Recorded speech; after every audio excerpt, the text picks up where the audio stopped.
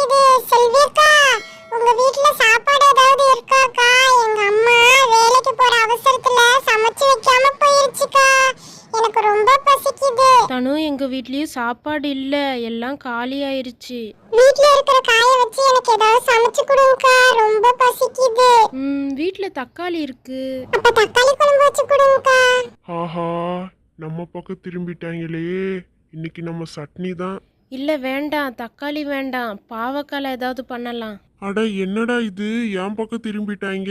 இன்னைக்கு என்ன சாம்பார் வச்சிருவாங்களோ? நம்ம அனுட்ட சொல்லி பார்க்கலாம். அனுக்கு தான் என்ன பிடிக்கவே பிடிக்காது. பாவக்கானாலே அவ வேணான்றுவா. அதனால அனுட்ட சொல்லி எப்படியாவது தப்பிக்க வேண்டியதுதான்.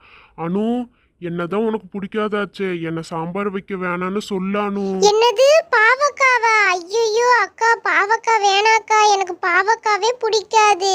சாம்பார் வச்சாலோ கூட்டு வச்சாலோ வறுத்தாலோ எது பண்ணாலும் பாவக்கானா கசக்கும். எனக்கு பிடிக்காது. பாவக்கா வேணாக்கா. பின்ன என்ன குழம்பு தான் வைக்கிறது? எந்த காயை பார்த்தாலும் வேணாங்கிறீங்க. சொரக்காய் மட்டும் தான் இருக்கு. சொரக்காவை சாம்பார் வச்சு கூட்டு மாதிரி பண்ணிடலாம், வேற காய் இல்ல.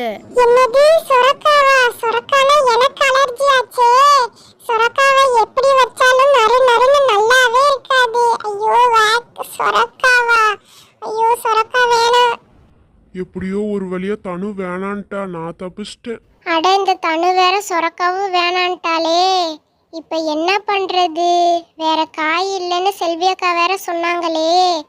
செல்வியக்கா, என்னக்கா மசமசன்னு நிக்கிறீங்க? ஏதாவது சொல்லுங்க.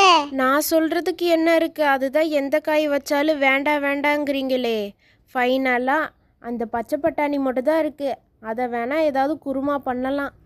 என்ன தேங்காய் அரைச்சி ஊற்றி குருமா மாதிரி பண்ணினா சாப்பாடுக்கு பூரிக்கு எல்லாத்துக்கும் ரொம்ப டேஸ்டா இருப்பேனா?